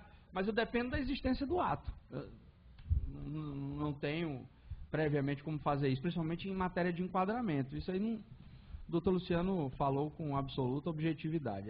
É o que nós temos disponível em termos de direito e de ação para fazer. E aproveito para dizer, me reportando também a pergunta do Aísio, é que esses ARs, esses avisos de recebimento, eles transitam num ambiente que passa em frente à nossa administração, ou seja, é governo federal se comunicando com o servidor que colocou o seu endereço lá. Então eu tenho solicitado aos servidores que recebem que estão recebendo, porque vai haver inúmeros AR aos servidores do Judiciário, que eles venham ao sindicato. E esse comunicado, eu também fiz esse pedido à comissão, de que, olha, você em recebendo o aviso do AR, você busque o sindicato para que o nosso advogado no consórcio acompanhe para ver se o seu enquadramento está correto, se está tudo perfeito, para que não haja mais entraves. Né? Esse é o objetivo. Então, porque às vezes o servidor vai direto lá, vai naquela expectativa do oba-oba, vou ser quadro federal, e muitas das vezes se decepciona porque o enquadramento não está ali a contento. Ocorreram muitos casos desse no Executivo, né, e isso trouxe uma insatisfação muito grande. Além do mais, isso vai incorrer em mais tempo e é muito ruim isso para nós. Outra questão é que, nessa situação, senhores, eu quero só dizer a finalidade das nossas ações judiciais. 3 objetivos da nossa ação judicial. Primeiramente, o reconhecimento do direito de transpor. O reconhecimento do direito de transpor. Reconheceu esse direito, o reenquadramento com tratamento igualitário, tratamento isonômico com os servidores do Poder Judiciário Federal, de Poder Judiciário Estadual para Poder Judiciário Federal. Na pior das hipóteses, trabalhamos politicamente para que fosse inseridos os servidores, já que o Estado estava reconhecendo ali, querendo transpor os servidores do Poder Judiciário, porque não nos aceitavam de forma alguma, que fôssemos para o planão, o PGPE, Plano Geral do Poder Executivo. Mas lá tem tabelas criadas para algumas categorias, né? Policiais civis, o teto, o piso da educação, policiais militares, agentes penitenciários, né? Então, para nós não foi criado. Para se ter um tratamento igualitário nessa questão isonômica, da qual a nossa ação judicial está buscando, e tivemos aí, entre partes, deferida, nós queremos que crie-se, na pior das hipóteses, tabelas correlatas dentro desse plano, porque senão passa a gente direto para o Poder Judiciário Federal, porque é isso que nós pedimos. Então, e terceiro ponto, que é justamente buscar o efeito retroativo a 2009, novembro de 2009, quando foi inserida a emenda constitucional na Constituição. Nós sabemos muito bem que em julho de 2010, né, 2011, veio aqui a nossa presidente da República, na qual ela disse que nós poderíamos se considerar servidores federais. No entanto, a coisa foi ficar, né, por muito tempo aí, e agora não aceita. Tentamos de todas as formas, uma incursão do Poder Judiciário nas medidas. Teve a medida provisória 660, teve a medida recente, agora, 03 de 2016, né, que o senador Romero Jucá também não foi colocado lá, né, os servidores do Poder Judiciário. Quer dizer, é uma resistência muito grande. Então, só as ações judiciais podem reconhecer esse direito, né, mas continuamos com as tratativas administrativas. Por gentileza, secretário, por favor, para a sua pergunta. Na verdade, bom dia a todos. Bom dia. Eu queria um esclarecimento complementar, porque tem se falado, né, de servidores que vêm do Executivo, fazem concurso para o Tribunal de Justiça, enfim. E aí o governo não está considerando, né, essa mudança. No meu caso particular, eu entrei no tribunal em 1986. Né? Fui reenquadrado em 94 no Tribunal de Justiça e fiz concurso para o próprio tribunal. Ou seja, eu tenho 30 anos de serviço público no Tribunal de Justiça. Mesmo com esse histórico, né, qual a perspectiva, né, de análise particular do meu caso que leve o governo federal a mudar de perspectiva com relação a esse meu caso particular? Usa todo mundo no mesmo balaio? Não, na verdade a data que eu falei, Jean, e o doutor Diego disse também. O problema seu é o seguinte: mesmo que no Estado acontece a mesma coisa. Vou explicar, por exemplo, que tem acontecido muito na parte policial e muito de agente penitenciário. A pessoa entrou no Estado em 83 como agente administrativo. Isso aí o Caio o Jorge tem acompanhado. Agente administrativo foi, ficou agente administrativo, entrou em 82, vamos botar 83, que é a data mínima, né? Aí chegou em 90, ele sempre foi lá na polícia, em 93, 94 ele fez um concurso, tornou-se investigador de polícia, agente de polícia, mudou, não ficou um dia fora. É a mesma situação tua, tá? Tem mais de 30 anos. a União, administrativamente, não aceita. Por quê? Então vamos lá por quê. Porque, por força da emenda constitucional, ela diz o seguinte: os servidores contratados até 87. Mas eu fui antes. Pô, eu fui contratado antes, eu fui contratado em 80, como você falou, 84, 86. Fui antes, mas foi contratado por um cargo, um outro cargo. Quando você faz um concurso posterior a 87, concurso posterior para outra carreira, outro cargo, a União contabiliza o quê? Que você, eu estou fazendo aqui a interpretação deles, olha, a minha responsabilidade é 87. Se ele tivesse até hoje no mesmo cargo que ele estivesse antes de 87, sem problema, podia sofrer enquadramento, mas ele mudou o cargo. A responsabilidade após essa data é do Estado. Deu você entender? Eu entendi. Só uma curiosidade. Essas mesmas restrições foram estabelecidas à época para os servidores de Roraima e do Amapá? Sim. Ou esse caso específico? Deixa eu explicar uma coisa do histórico de Roraima e Amapá. Eu estive lá, inclusive, o doutor Diego lembrou, eu fui lá, fiz uma palestra lá para os sindicatos policiais, depois o governo descobriu que eu estava lá e me chamou. Na verdade é o seguinte, lá é o contrário, o governo está dando maior importância para isso aí. O negócio é o seguinte, vou explicar. Roraima e Amapá, o mote para sair a nossa emenda constitucional 60 é que Roraima e Amapá tinha sido aproveitado os servidores. Esse foi o grande mote, e nesse mote, não, o Roraima já fez, Amapá já fez, foi feito de Rondônia. Nunca foi feito Roraima e Amapá antes da gente.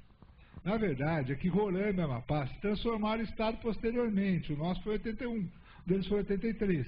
Aqueles servidores contratados até a transformação se tornaram federais, obviamente já eram federais. Como nós tivemos em 81. Quem era contratado em 81 podia optar por ficar no Estado ou para ir para a União. Quer dizer, ou o contrário, sair da União e para o Estado, a opção era outra. Lá em Roraima aconteceu a mesma coisa. Como em 83 já estava na União, eu podia ficar no Estado ou na União, quer dizer, não foi feita nenhuma transposição, certo? Quando o Roraima e o Amapá falaram, peraí, eu não estou, eu quero essa situação de novo aí, eu não estava. Aí, é mesmo, você não estava. Então nós tivemos um mote de pressionar para que nós nos fizesse a emenda constitucional 60. Roraima e Amapá usou o mesmo mote, agora eles têm, nós não, para fazer a emenda constitucional 79 de 2014. Então, o que acontece? Roraima e Amapá também tem uma data, que é 93, com uma dificuldade maior, porque Roraima e Amapá, uma maior, e assim, estou dizendo que é o servidor. Depois de 88, não existe servidor contratado sem concurso público. Entendeu? Não existe. As contratações, o Supremo já falou que as contratações após 88 são nulas, ilegais, então você não tem como. Então, aí agora vem uma nova emenda que agora o Senado aprovou, que eles querem considerar aqueles servidores que recebem por recibo de Roraima. Quer dizer, é uma coisa, o cara que recebia, por exemplo, prestação de serviço, eu ia lá, consertava a tua cadeira e tinha um recibo do Estado, eu não precisa nem ser servidor hoje, hein? Só Deus ter dado o recibo em 900, eu já sou servidor. É uma outra situação mais Então é uma situação que não nos interessa, porque quando você abre uma gama de possibilidades, você fere aquelas pessoas que têm direito mesmo, e aí você passa a fazer parte de uma vala comum, que é muito perigoso, extremamente perigoso. Então o que eu acho? No seu caso em específico, tem que ser através de medida judicial. A história que você está me contando é a história que seu advogado vai contar na petição. Olha, eu estou sempre aqui, fiquei aqui, agora vou ser prejudicado porque mudei, melhorei. Essa é mais ou menos isso. Olha, eu fui fazer o concurso, me dediquei, certo? Estudei, estou aqui há tanto tempo e vou ser prejudicado porque, na verdade, eu, além de melhorar profissionalmente, eu trouxe uma nova feição ao trabalho que eu estou exercendo. Quer dizer, quando você melhora, quando você galga coisas degraus profissionais na sua vida, você traz benefício ao órgão que você pertence. Então, quer dizer, eu na verdade melhorei, me dediquei mais ao que eu faço no tribunal e estou sendo prejudicado. Então, isso não acontece só em você, Jean. Nós temos essa pergunta em todo mundo. Poxa vida, eu entrei como auxiliar administrativo, eu limpava chão, hoje eu tenho um nível superior. No Estado a gente vê muito disso, entendeu? Então, eu acho o seguinte, eu vou simplificar o que o Dr. Diego disse. Vocês têm que fazer uma análise imediata primeiro. O meu salário, minha posição, a minha aposentadoria, vale a pena eu transpor? Essa é a primeira análise quando você receber a carta. Feita essa análise, que é uma análise imediata, fazer uma análise imediata. Ora, eu poderei ir atrás de outros benefícios que a União não me paga? Eu terei uma garantia maior quando eu estiver aposentado? Eu confio no Instituto de Previdência Estadual, não estou falando do Estado de Rondônia, qualquer um. Eu estou falando, se vocês compararem o Paraná acabou de sacar 300 milhões do fundo para botar no caixa. Então, porque o caixa quebrou. Então, essas análises, e outra coisa, essa análise é pessoal. Certo? Eu não posso analisar para vocês, o Dr. Diego não pode, o Roque não pode, ninguém pode. Cada um sabe onde o calo aperta. Cada um tem os seus problemas, cada um acha a solução. Todos nós, 90% dessas pessoas que são transpostas, já viveram para esse estado, já trabalharam, já estão cansadas. Eu tenho visto, gente, eu atendo de 10 a 30 pessoas por dia. Atendo pessoas com câncer, atendo pessoas com todos os tipos de doença, atendo essas pessoas todos os dias na minha sala. E faço questão de atender. Eu falo que a transposição, para mim, foi, na verdade, um estímulo para quem estava para se aposentar. Eu já estava querendo, assim, ritmo de aposentar. Quem achou que fosse me dar trabalho, vou dar trabalho para ferrar ele, quebrou a perna, porque eu adoro fazer o que eu faço com prazer, e ver que a gente possa ajudar as pessoas por uma conversa. Como falei para você, eu não tenho poder de aparecer, não sou eu que vou interferir, mas de orientar já nos basta. Então, na verdade, vocês têm que fazer essa análise pessoal. Primeiro, imediata. Eu vou ter ganhos imediatos, eu vou empatar imediatamente, depois imediatamente, que é o seguinte, eu vou ter tranquilidade na minha aposentadoria. Eu posso, na verdade, sentar e ver o que eu posso angariar junto à União que eu não vou levar. Por exemplo, a União não paga quintos, a União não paga anuênio, a União não paga licença-prêmio, a União não paga quem quer, mas está lá, ó, na emenda constitucional, todos os direitos e vantagens inerentes. Eu poderei depois fazer um estudo junto com o advogado para que nós possamos buscar esses benefícios. Mas isso é individual, porque eu tenho, o Jales não tem, outro tem. Então isso vai ser individual. Eu acho que essa é o grande mote da transposição. A pessoalidade e os problemas que nós vivemos. Por isso é o problema de opção. O doutor Diego falou com propriedade. Quem não fez a opção, reabriu o prazo agora. Eu não sabia, foi novidade que ele me falou, eu não sabia, até depois eu falei com ele ali, judicialmente. Gente, então fala para os seus amigos.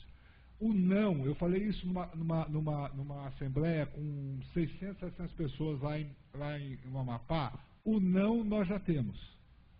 O não nós já temos. Vai mudar alguma coisa na vida de vocês hoje, se o não? Nada.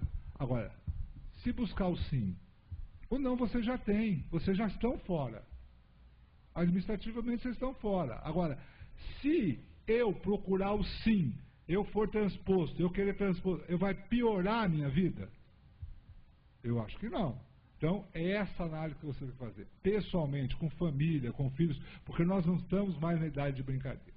Então, é isso que eu tenho, a minha mensagem que eu quero dizer. Eu agradeço muito a vocês, a paciência.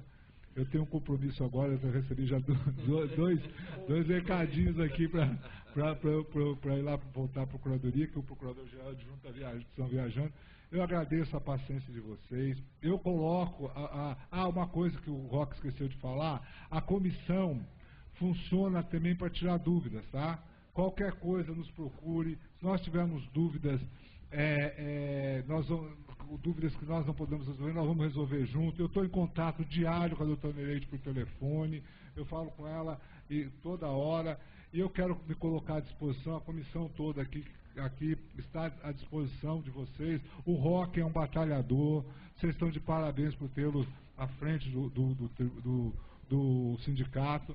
Agradeço muito ao desembargador Sansão, faço as palavras do Jales a minha palavra, por designar o vice-presidente, o doutor Isaías, à frente disso, que é um homem ponderado, um homem que tive a honra de trabalhar na Procuradoria-Geral, além de ser meu colega, é meu amigo pessoal, que está à frente disso do tribunal, que é um homem ponderado, um homem que sempre olhou os servidores com bons olhos, isso é extremamente importante.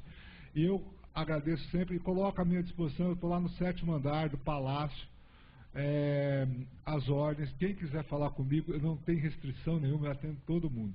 Eu vou ter que retirar, peço 1000 desculpas, mas eu estou sendo chamado. Muito obrigado, um abraço a todos. Senhores, só para a gente, eu quero agradecer a participação de todos aqui, a interação com a instituição. Muito obrigado, desembargador Isaías, né, ao desembargador Sansão, por realmente ver com sensibilidade essa questão que é de interesse de boa parte dos servidores. Eu tenho uma única pergunta a fazer, do nosso companheiro Hernani, mas eu quero dizer para os senhores, não se retirem. Eu ainda ficarei aqui por algum tempo, porque eu quero atualizar informações sindicais aos senhores. Mas quero agradecer ao Jales, presidente Jales, ao nosso companheiro Caio e ao doutor Diego. A pergunta, doutor Luciano, eu sei que o senhor já está finalizando, a pergunta do Hernani é a seguinte: devido ao momento econômico e fiscal em que o país se encontra, e ainda com impacto financeiro que sobrecairá na União, qual a estratégia para que haja o deferimento das ações? A pergunta dele é essa. Devido ao momento econômico e fiscal em que o país se encontra, e ainda com o impacto financeiro que sobrecairá na União, qual a estratégia para que haja o deferimento das ações? A pergunta é muito abrangente, até com ações judiciais, mas a gente sabe o trabalho que foi feito, né? Hoje eu respondi, eu fui entrevistado aqui hoje, e a pergunta era mais ou menos essa: se o fator econômico que nós vivemos interferiria. Eu acredito que não. Eu acho que o momento de percalço dessa transposição já vivemos há tempos atrás, quando havia enrolação, como diz bem o Caio e o Jales, que não queriam fazer e os sindicatos se mobilizaram e fizeram acontecer. Na verdade, não acredito em paralisação, não. Eu acho que nem o governo federal tem como fazer isso hoje, seria mais um tiro no pé. E nós temos uma equipe técnica. Hoje não há interferência política lá. Então, o que eu posso garantir para vocês que hoje é chefiado por 2 advogadas da AGU. Essas 2 advogadas estão lá para fazer transposição. Elas compraram isso aqui, nós trouxemos elas para cá, para elas verem a situação. Porque quando começou isso aqui, recebia contrato lá, assinado a lápis. Ela falou: meu Deus, folha de ponto a lápis. Eu falei: vai ver nossa situação como era. Vai ver como era há 20 anos atrás, onde que nem, todos sabem aqui, que a energia era precária, as condições eram precárias. Se hoje nós não vivemos a grande fase, imagina 20, 30 anos. Então isso sensibilizou. Eu não acredito que a situação econômica do país vai interferir nesse negócio da transposição. Eu acho que qualquer movimento que se faça politicamente vai ser, na verdade, um tiro no pé, ao meu ver, porque nós temos aí os políticos fazendo disso uma grande plataforma eleitoral, porque não tem mais o que falar, estão todos aí, nós vemos como está. Então essa passou a ser uma plataforma eleitoral dos políticos, e nós temos a grande salvação do Estado. Quando eu falei com a Amapá aqui, o Amapá não me chamou lá, o Instituto do Amapá deve mais ou menos perto de uns 300 milhões, está quebrado, o Instituto não tem como arcar com as aposentadorias.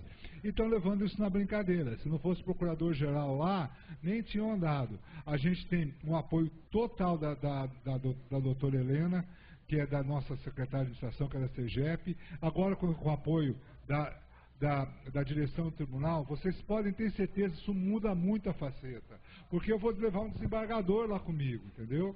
É diferente. entendeu? Eu vou lá com o desembargador que está preocupado, a direção do tribunal preocupada com a situação dos seus servidores. Isso é extremamente, isso sensibiliza, certo? Na verdade, a comissão vai se sentir lisonjeada e prestigiada. Nenhum desembargador sentou lá na comissão.